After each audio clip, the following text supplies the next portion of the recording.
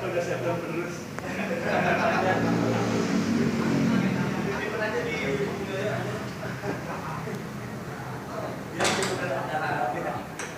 Ya gimana setelah nonton?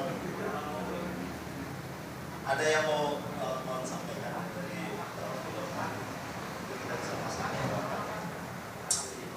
diskusinya, karena tadi sudah gue sampaikan di awal, tapi kawan-kawan juga sudah melihat sendiri filmnya. Ya mungkin bisa kita mulai diskusikan ya, bagaimana upaya untuk mengungkap kebenaran itu bukan hal yang mudah gitu ya.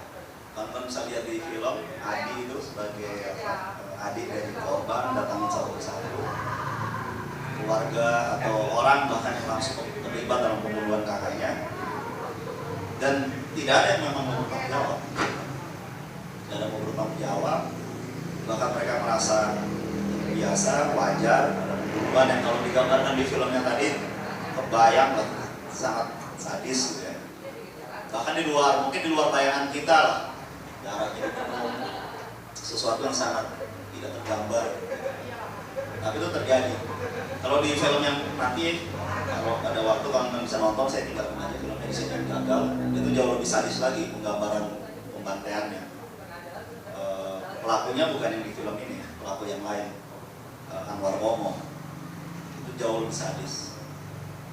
Jadi ungkapan bagaimana mencari kebenaran, ini kita belum bicara soal proses hukumnya, bahkan mengungkapkan saja sebagai satu fakta sejarah yang harus diakui itu aja sangat sulit, apalagi sampai menuntut pelakunya harus diadili secara hukum, entah menjadi kasus pelanggaran HAM berat misalnya, atau menjadi kasus kriminal yang lain, sangat sulit karena diakui saja enggak, diakui bahwa ini kejahatan, ini pelaku, ini korban, itu aja tidak. Sampai sekarang negara pun tidak mengakui itu, kecuali di zaman Gus Dur, itu pun bukan pengakuan, tapi permintaan maaf Gus Dur ketika jadi presiden. Tapi dia tidak mewakili pemerintah. Gus Dur saat itu mewakili sebagai NU. Kebetulan dia presiden. Karena dalam sejarah G30S, NU juga menjadi bagian yang terlibat di dalam kasus pembantaian. Ada banyak film dokumenter yang lain yang menjelaskan bagaimana juga NU di dalamnya. Gus Dur masih mending sebagai pimpinan NU menyampaikan maaf kepada seluruh korban, tapi cuma Gus Dur, itu pun juga tidak mewakili pemerintah ketika dia jadi presiden saat itu ya. Walaupun upaya rekonsiliasi yang dibangun Gus Dur sempat ada, berusaha mencabut tap MPRS misalnya nomor 25 tahun 65 66, ada upaya itu, tapi itu pun terlambat karena toh pada akhirnya ternyata Gus Dur juga digulingkan gitu kan. Nah, saya pikir kawan-kawan bisa melihat sendiri situasinya tidak ringan, tapi sesuatu yang harus diperjuangkan. Kenapa kalau ini nggak terungkap? Yang saya sampaikan di awal tadi, berikutnya kita yang jadi korban. Karena pelaku-pelaku itu akan mengulangi terus hal yang serupa, karena nggak tersentuh mereka itu, sama sekali nggak tersentuh. Ya mungkin kemarin korbannya ini lah 65 ya, atau sebagian korban ada di daerah konflik kan.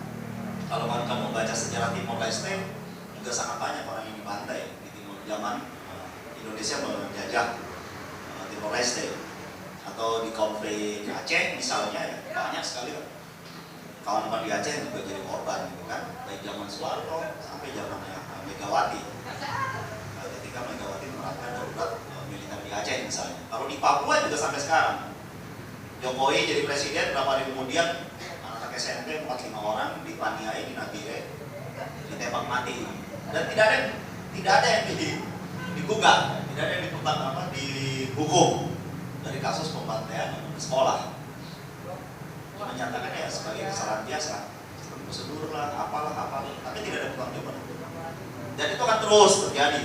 Contoh lain kawan-kawan di Bekasi, kawan-kawan buruh di Bekasi, kawan-kawan SPNI dibantai juga, disikat juga sama preman, dan tidak juga ada pertanggungjawaban hukumnya. Paling pelaku lapangan yang dibayar 50.000 kan, itu pun cuma beberapa, setahu saya cuma beberapa orang kan yang masuk penjara. Tapi ketua pemuda Pancasilanya, ketua Ikaputnya, ketua Asperindonya, pimpinan-pimpinannya, Apindo yang membayari mereka, rapatnya di tempat nenek Bupati Bekasi Bekasi, nggak tersebut semuanya. Ya cuma pelaku lapangan. Ini dari 50.000, sampai nangis-nangis katanya di sel, karena 50.000 dibayar, dapatnya masuk sel. Itu pun kayaknya udah bebas. Ya itu akan terjadi terus-menerus kalau kasus semacam ini tidak segera dibongkar. Cuma untuk membongkarnya tidak mudah, karena semua yang pelaku itu sekarang masih di kekuasaan, semuanya. Para pelaku-pelaku utamanya yang sekarang sedang berkuasa. Jadi pesannya sudah sederhana, kalau ada perubahan ya para pelakunya ini harus disingkirkan dulu dari platform kekuasaan politik Indonesia.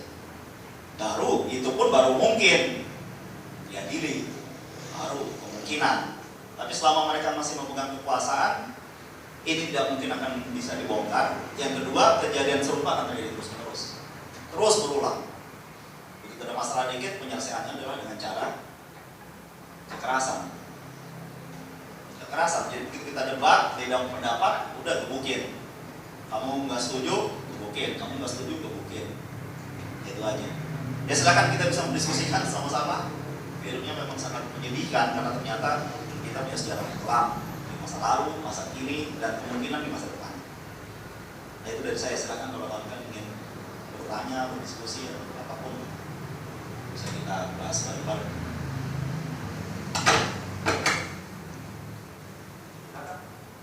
Kita berharap dulu. Mari kita mencari jalan keluar. Sekarang didiskusikan apa aja? Yang tadi dari pembukaannya tadi yang dari ada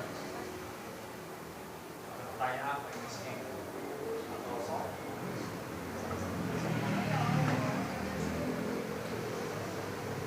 Pak, ya. Assalamualaikum warahmatullahi wabarakatuh. Kami dari SMP sharing aja ya. Jadi dari kutipan tadi film tersebut, dari adanya Ramli itu kan ingin tahu bagaimana sejarah itu atau proses Ramli itu terjadi kan. Nah untuk yang kita sekarang duduk di sini, apakah bisa kita tadi yang apa gerakan proses itu tidak ada, dibuka pun tidak ada, dan untuk saat ini dan kita duduk seperti ini, apa sih solusinya untuk kita bergerak seperti bergeraklah untuk bisa mengungkit keadilan tersebut? Kita saling sharing aja Pak, ya, seperti itu. Karena yang saya mungkin tadi kan ditutup nggak bisa karena alasannya dan dia tidak mengakui dengan kesalahan dia, dan kita di sini duduk misalnya gitu mencari keadilan tuh dengan cara bagaimana gitu Pak. Kalau saya ada, kasih Pak. Ya, yang paling pertama ya kayak jadi film atau bentuk-bentuk yang lain untuk melihat kejadian 65 atau kejadian serupa secara lebih jujur. Jadi yang paling pertama pesan dari film ini kan atau para pembuat filmnya adalah ya sejarah itu harus diungkap dulu. Harus semakin banyak orang yang tahu soal sejarah yang sebenarnya. Karena Orde Baru memutarbalikkan itu semua kan. Orde Baru kan pesannya adalah PKI yang kejam, PKI yang membunuh orang, dan segala macam lah. Itu pun masih ada di kepala kita. Makanya kalau setiap ada persoalan dikit, lo kayak PKI. Pas begitu kan, secara spontan omongan-omongan itu sering muncul, wah komunis. Pokoknya jahat itu dia diidentifikasikan sebagai komunis. Itu Orde Baru.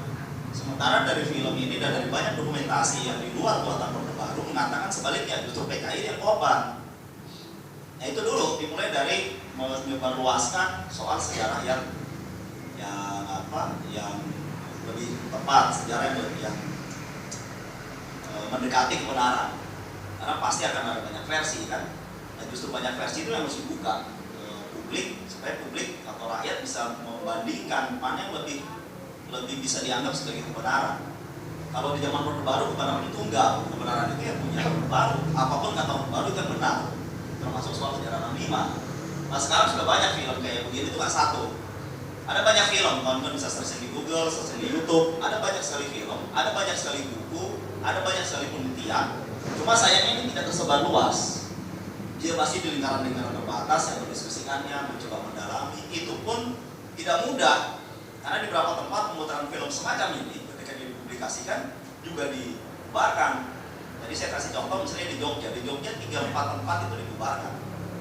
Cuma yang terakhir aja ketika mau dibubarkan, anak-anak mahasiswa melawan, biasanya nggak jadi dibubarkan.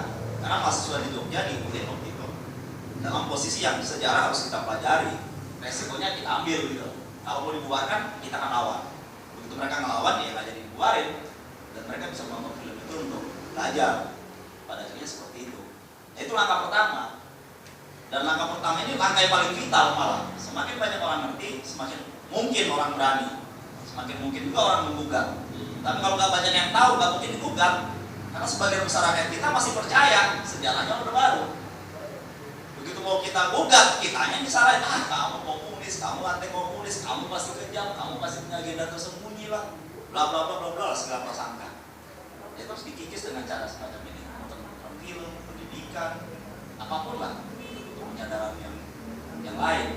Karena sebenarnya kalau secara hukum Komnas HAM sudah punya banyak sekali rekomendasi. Ada banyak rekomendasi dari Komnas HAM, tetapi tidak bisa dijalankan. Kejaksaan tidak mau menjalankan itu semua. Ada kalau kalian buka punya Kontras misalnya, websitenya Kontras, ada banyak sekali rekomendasi Komnas HAM. Komnas HAM sudah menyatakan ini kejahatan kemanusiaan, pelanggaran HAM berat yang harus diusut, bla bla bla bla. Tapi tetap saja sampai hari ini bahkan pengadilan HAM ad hoc tidak bisa dibentuk. Seharusnya itu ada, bahkan Komnas HAM itu dia tidak seperti KPK. Kasus korupsi saja lembaganya itu super body. KPK ini punya hak menyadap, punya hak bla bla bla bla bla. KPK kan sangat super body. Komnas HAM tidak punya kewenangan menyidik, apalagi menyadap. Nggak bisa. Komnas HAM cuma rapat, kasih rekomendasi, titik. Dia nggak bisa sampai menyeret pelaku kejahatan HAM di bawah pengadilan ad hoc gitu, nggak bisa. Komnas HAM nggak punya kewenangan itu. Makanya Komnas HAM itu kayak mandul. Nah, kalau kita ada masalah dengan hak asasi manusia, kita laporkan ke Komnas, paling cuma rekomendasi.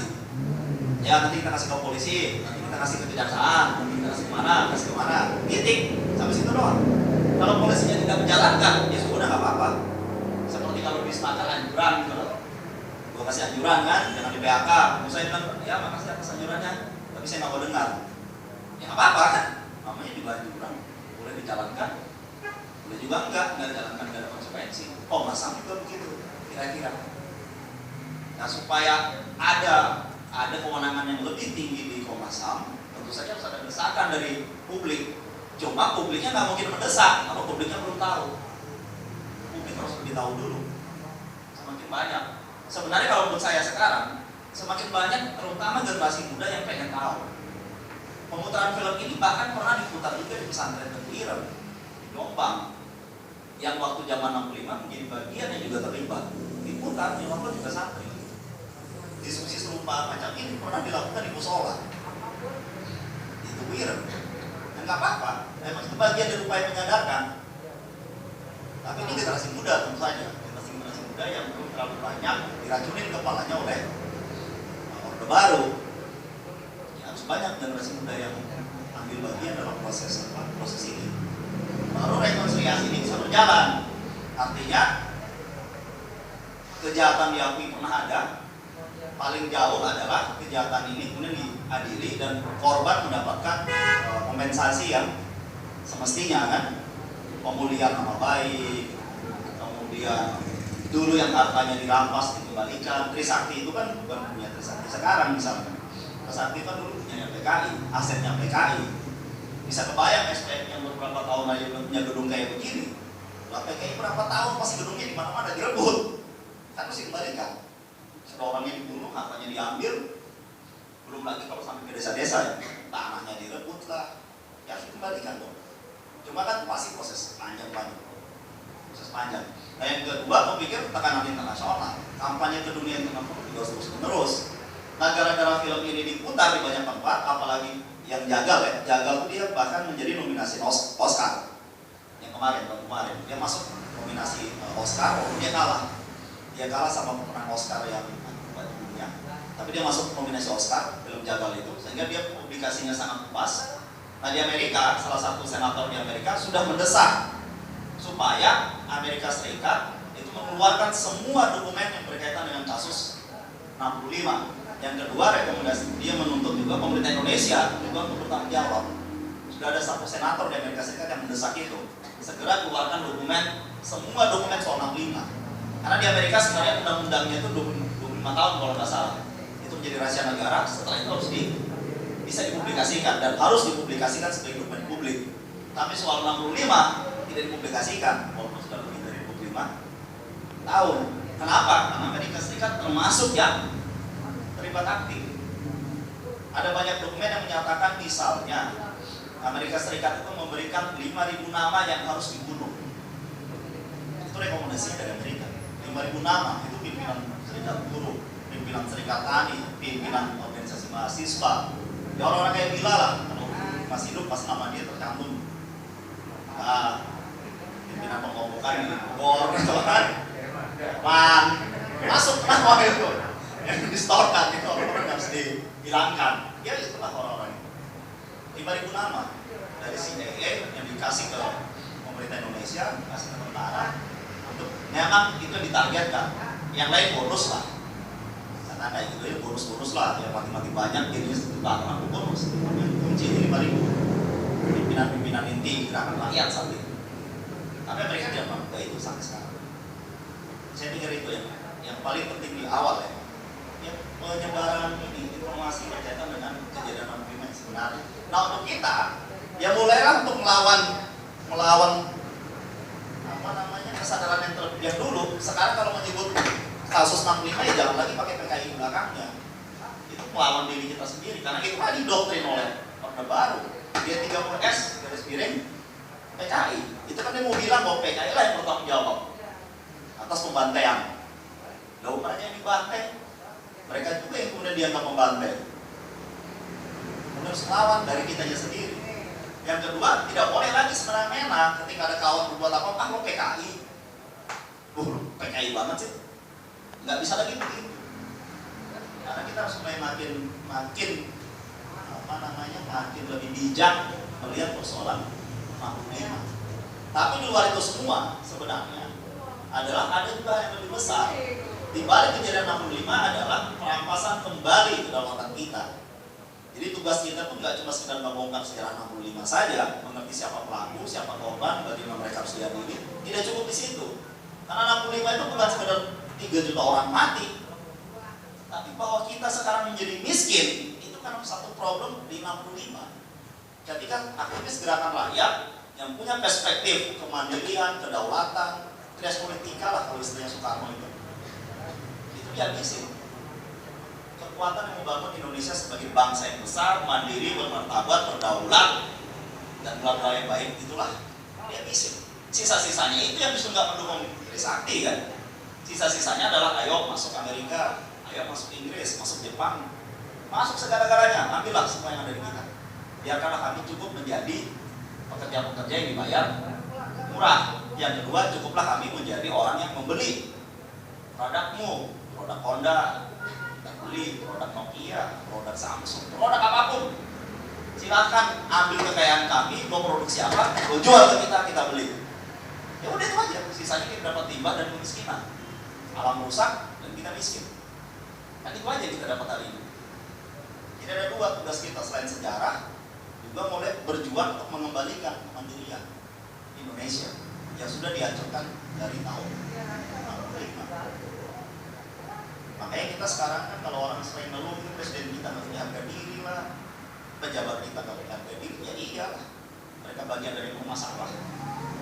Mana ada lagi kita lihat presiden kita tegak di hadapan bangsa-bangsa lain, nggak punya. Termasuk sampai ke kita itu kan melihat boleh semuanya minta ampun. Suka-suka udah kawinin, lumayan, bikin dan punya kebanggaan lagi terhadap bangsa, punya kebanggaan terhadap diri sendiri, apalagi diburu. Kebanggaan itu juga makin hari makin kecil. Saya pikir itu harus kita, bagian dari kita selesaikan. Ya, mungkin ada yang lain, kawan-kawan. Kalau saya Indonesia itu tinggalnya ke Amerika ya. Nah, waktu PKI itu atau Bung itu tinggalnya ke Rusia. Ya kalau kita lihat di negara Rusia, buruh malah yang kaya, pemerintah yang miskin. Kalau nggak salah begitu di Rusia. Korea. Korea dibagi dua, Korea Selatan dan Korea Utara. Dia nggak pernah akur karena satu Korea paham ke Amerika, satu Korea paham ke Rusia. Nah sekarang saya penanyakan, bisa nggak kiblat kita balik ke Rusia waktu zamannya ke Bung Karno?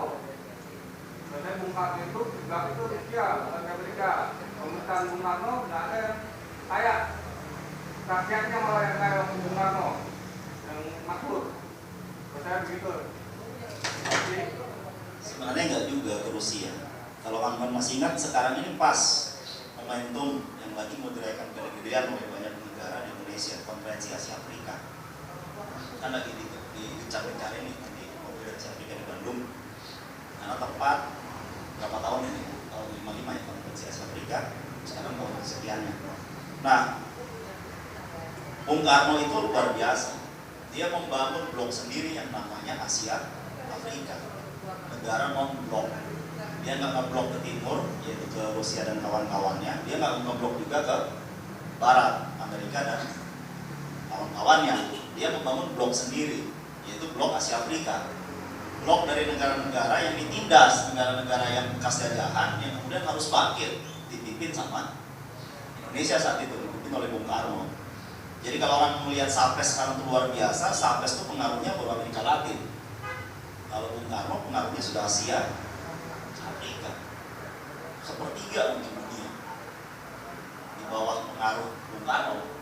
Jadi kalau orang pergi kemana-mana, ketemu orang tua-tua yang dulu di negara lain, mereka juga berbicara soal Bung Karno. Mereka tahu Bung Karno, karena dulu pemimpin mereka zaman dulu juga ketemunya dengan Bung Karno saat itu. Dia membangun kekuatan sendiri, satu kekuatan yang sebenarnya sama cita-citanya. Ini kita negara yang dulu terjajah, kita harus bangkit. Cara kita bangkit harus tegak di atas kaki kita sendiri, yaitu solidaritas sesama kita. Afrika harus bersolidaritas terhadap Asia, Asia harus solidaritas terhadap Afrika. Atau kalau bahasanya kawan-kawan sekarang kan solidaritas tanpa batas. Buruh pabrik A harus bersolidaritas dengan buruh pabrik B. Sesama buruh harus saling bersolidaritas. Sesama rakyat miskin harus saling bersolidaritas. Sesama negara terjajah harus saling membangun solidaritas. Dan itu dilakukan oleh Bung Karno. Dia membangun kekuatan non-blok, bangun blok sendiri. Makanya waktu kejadian 65 misalnya, tragedi 65, apakah Cina membantu PKI misalnya? Oh enggak, dibiarkan mau dibantai. Apakah Uni Soviet membantu? Enggak, dibiarkan dibantai, mampus loh. Jadi kalau dibantu nggak mungkin 3 juta, mungkin bisa 10 juta kan orang masing-masing pegang senjata kan, saling tempur. Ini kan nggak ada pertempuran. PKI dibantai begitu saja gitu. PKI kan nggak melawan, nggak sanggup melawan. Ya nggak ada yang bantu siapa-siapa. Ya PKI aja bisa beli di mana-mana. Memang nggak dibantu, dibiarkan situasi saat itu.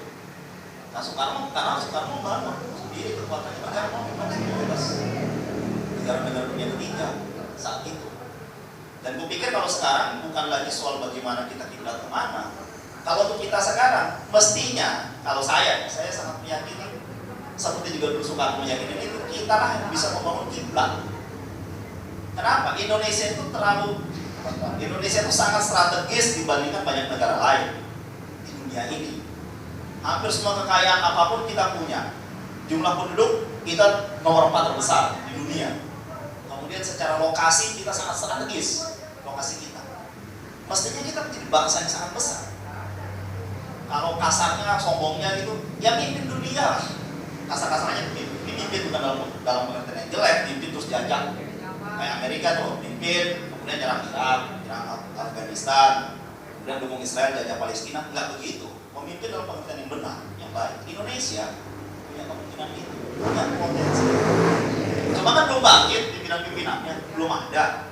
Ya harus dari kawan-kawan, harus dari gerakan buruh, gerakan tani, gerakan pemuda, gerakan mahasiswa, perempuan, memunculkan alternatif kepemimpinan yang bisa membangun Indonesia menjadi lebih baik. Karena kita punya potensi. Apa yang kita punya? Bandingkan aja kita dengan negara apa. Amerika punya apa? Kita pasti juga punya. Yang enggak kan kita nggak punya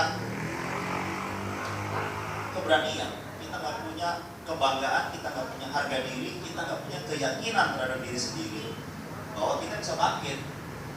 Itu yang belum kita miliki hari ini. Di kalangan rakyat kecil apalagi bangga diri sama sekali belum muncul.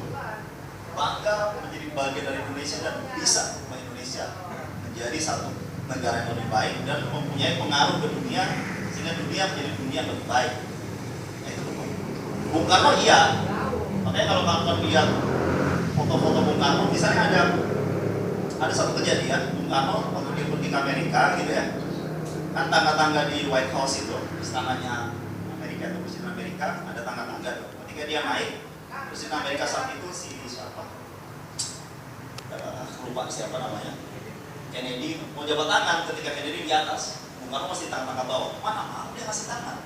Begitu dia naik di tangga-tangga yang paling atas, setara baru kita jabat tangan. Gue presiden, gue punya Amerika, gue punya Indonesia. Ngapain gue di bawah jabat tangan? Emang gue siapa lah, bahasa kasarnya begitulah kan. Kita saja aja, sama-sama kita bangsa yang besar. Dan bukan menunjukkan itu secara kepribadiannya, termasuk misalnya Gus Salim, salah satu pimpinan Masumi misalnya, pergi pidato di PBB pakai apa? Pakai sarung. Coba aku pergi cek sekarang siapa yang berani datang dalam rapim SPMI pakai sarung dan pidato?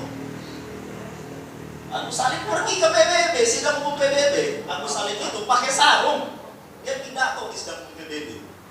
Ya sarung ini kan pakaiannya kita orang Indonesia. Terus kenapa gue harus pakai jas? Kenapa harus ikutikan dia?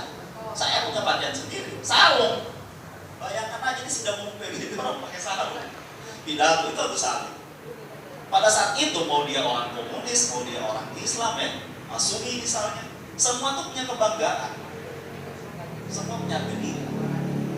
Sekarang enggak, mau yang kiri, Budiman CS sudah nggak punya kebanggaan apa-apa kan? Mau yang kanan sama aja gebukin orang di mana-mana. Kalau dulu mau kiri mau kanan semua punya karakter ideologis yang kuat. Sekarang kan kiri kanan juga sama-sama nggak punya karakter ideologis. Ideologis artinya bicara bangsa ya, bukan bicara kelompoknya doang, bicara kebangsaan. Dan gue pikir tugas kawan-kawan, tugas kita semua hari ini mengembalikan itu lagi, biar kita bisa bangkit jadi bangsa besar. Dan saya percaya kita sanggup melakukan itu. Entah 10 tahun, entah 15 tahun ke depan, tapi harus. Kalau ini tidak kita selesaikan dari mulai persoalan kayak tadi, kejahatan kemanusiaan, tidak kembali meluruskan arah republik kita yang sekarang makin jauh menjadi daerah jajahan baru, menjadi satu negara yang bermartabat, berdaulat, ya habis memang kita akan punya masa depan. Makanya harus kita segera belokkan situasi ini, jangan dibiarkan terus geser menjadi negara jajahan, terus menerus jadi negara jajahan. Sudah dijajah ratusan tahun, merdeka baru beberapa tahun, disikat orde baru, dijajah kembali lagi hari ini, terus menerus. Ya kita harus hentikan itu. Dan aku pikir tidak cukup banyak waktu sebelum semuanya terlambat. Kekayaan alam sudah habis, lingkungan sudah rusak, penyakit sudah muncul di mana-mana, baru kita sadar. Berarti anak kita, generasi berikut kita, ini generasi yang cilaka kan? Kenapa? Karena orang tuanya gagal menjawab persoalan kebangsaan. Orang tuanya kita ini. Kalau kita gagal kan bukan kita yang celaka, kita paling hidup berapa tahun lagi ke depan. Nah, anak kita dia akan hidup 40-50 tahun lagi ke depan. Nah, mereka yang akan tanggung seluruh kegagalan perjuangan kita. Dan aku pikir tidak pantas kegagalan kita bebankan ke anak cucu kita. Harus kita lah itu menjawab. Ada lagi yang lain kawan-kawan? Saya mungkin cuma sampai jam ini ya, jam 5.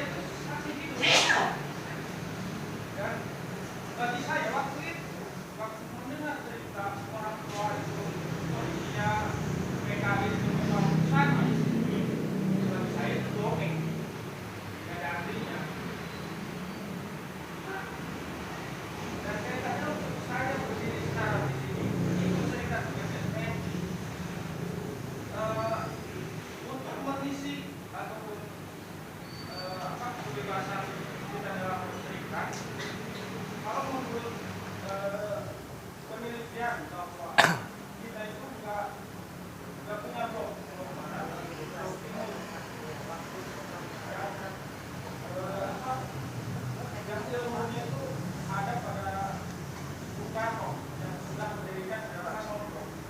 Masalahnya di sini saya itu serikat SPMI untuk menumbuhkan militansi dalam memperjuangkan perjuangan buruh. Itu menurut saya ilmu yang diserahkan oleh Bung Karno itu cocok untuk bisa diterapkan kepada pejuang-pejuang SPMI. Masalahnya saya belum tahu apa-apa. Saya belum tahu, belum pernah baca. Tahun 16 seperti apa, perjuangan seperti apa tahun 65. Ini kan menceritakan kondisi real tahun 65. Tidak menceritakan kondisi perjuangan tahun sebelumnya. Dan bisa membuka kesadaran kita menyadarkan bahwa militan buruh itu memperjuangkan semuanya. Saya kira ada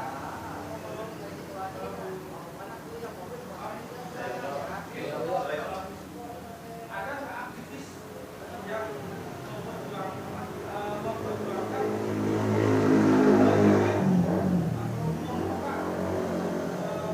sisi perjuangan atau sejarah perjuangan yang bisa menimbulkan semangat agitasi itu timbul. Atau tidak secara benar-benar ada pendidikan sekarang.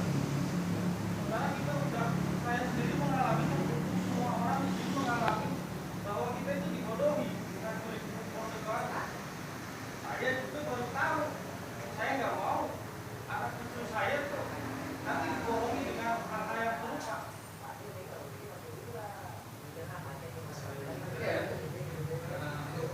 Tadi persoalan DKI korban terjawab itu.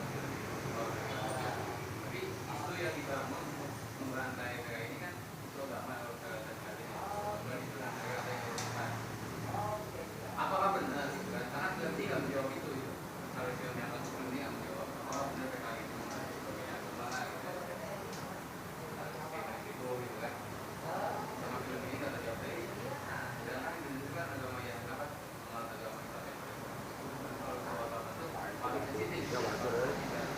Selama itu nggak terjawab. Saya rasa nggak sulit. Karena ya itu agama itu setiap itu gitu. Kalau misalkan kalau belum nggak apa ya, jadi itu santai gitu.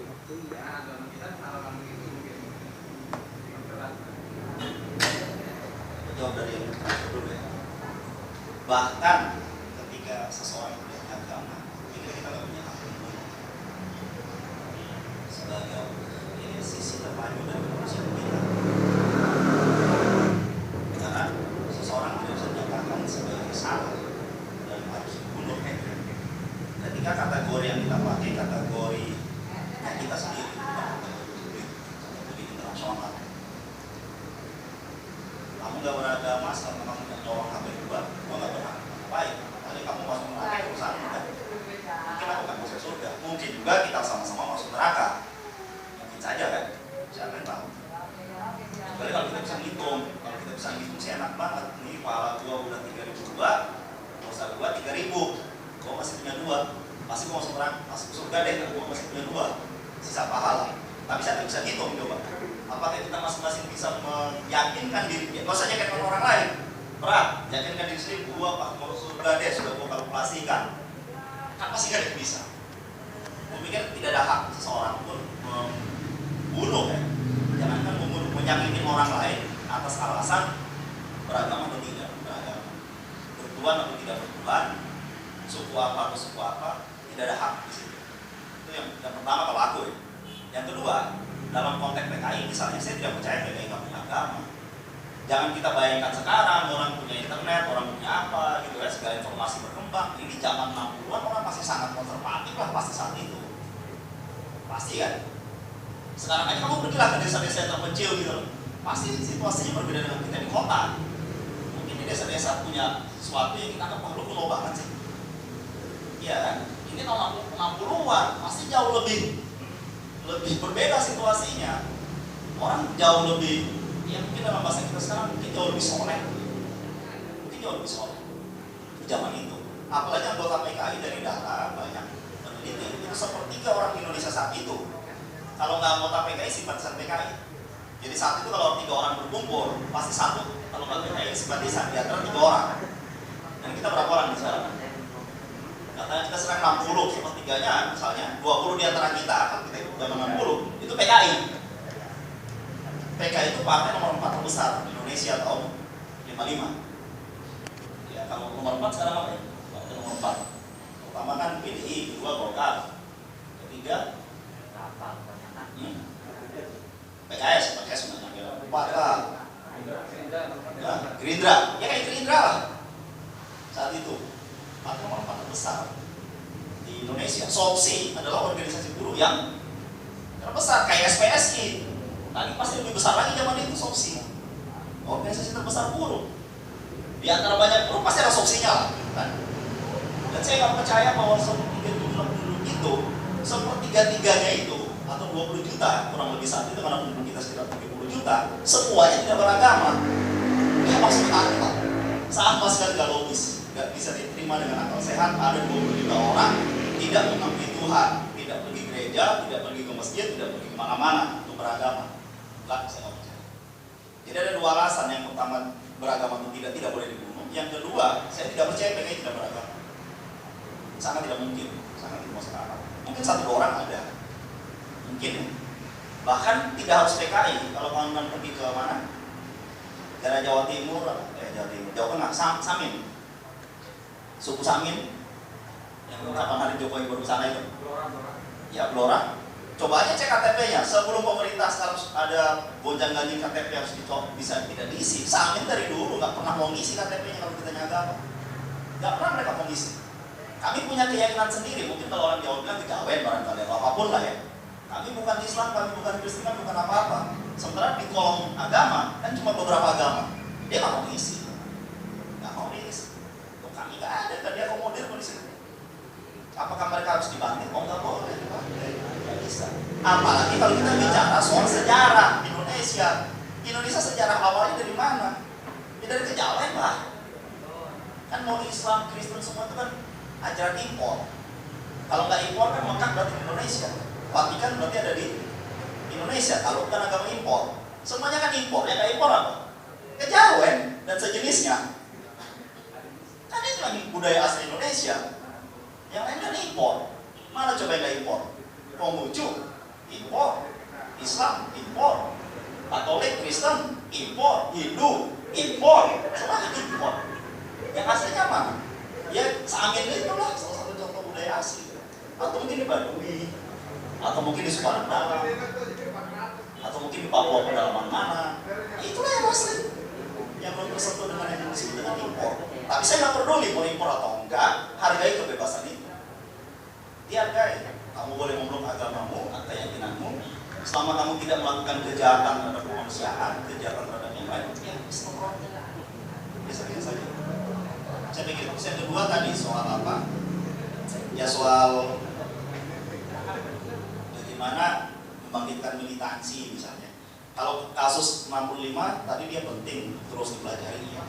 Terus kita harus apa? Menyebarluaskan itu berbicara supaya semakin banyak orang yang tahu. Kalau soal militansi, aku pikir pertanyaan itu kayaknya nggak tepat ke aku ya.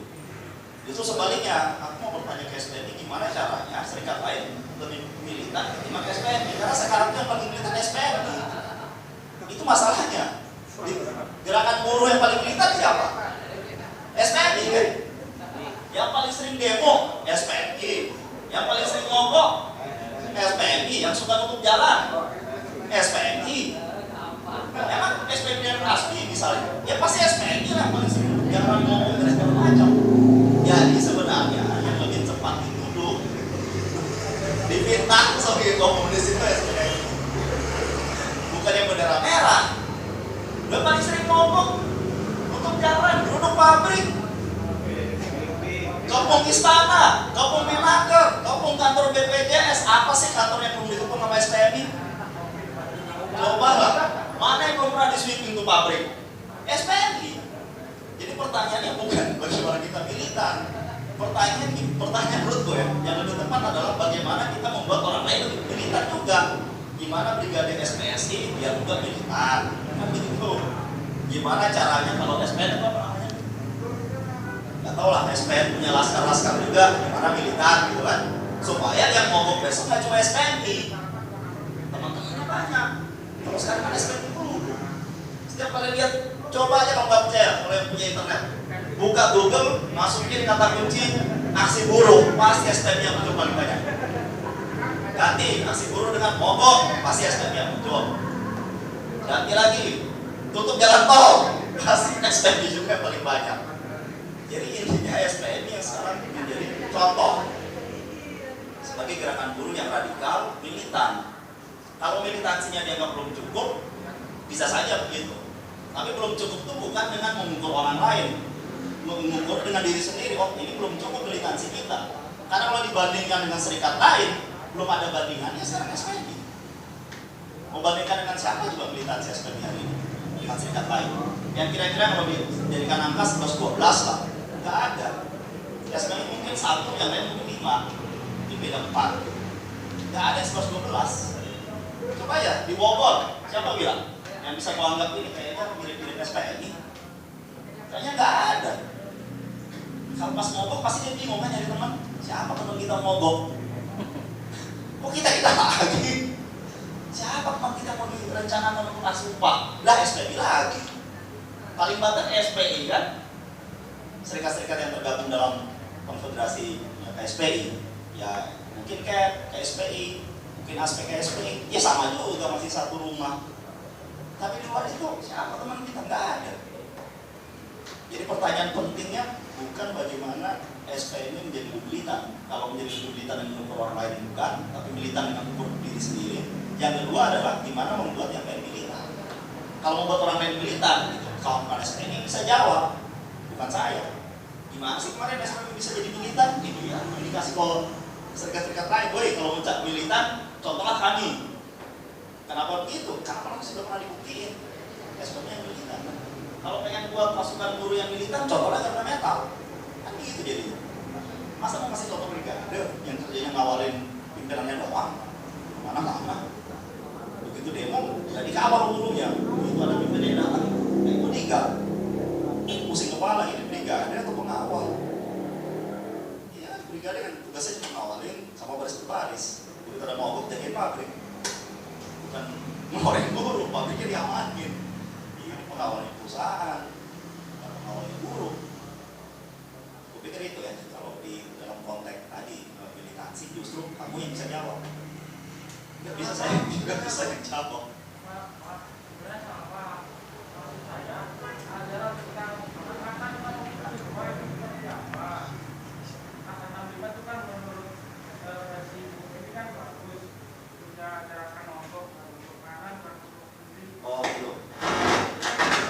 Jadi yang paling penting dari 65 itu bukan 65-nya saja ya, tapi harus dicek dari kemunculannya di tahun 20-an.